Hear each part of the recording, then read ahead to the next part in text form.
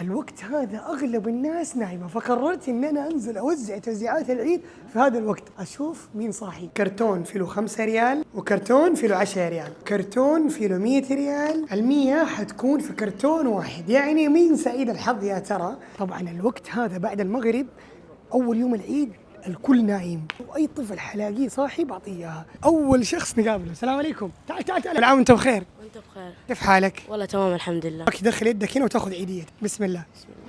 بس اهم شيء انك انت بعد ما تاخذ عيديتك والحلويات ما ترمي الكرتون، ترميه في الزباله. طيب حاضر ان شاء الله. كل سنه وانتم طيبين وانتم بخير. مع السلامه، كل عام وانتم بخير. يلا انت، بسم الله. يلا انت الثاني، وانت كل سنة وانتم بخير. كل سنه وانتم بخير. كل سنة وانتم بخير. راحت اكيد. راحت عليهم. راحت عليهم.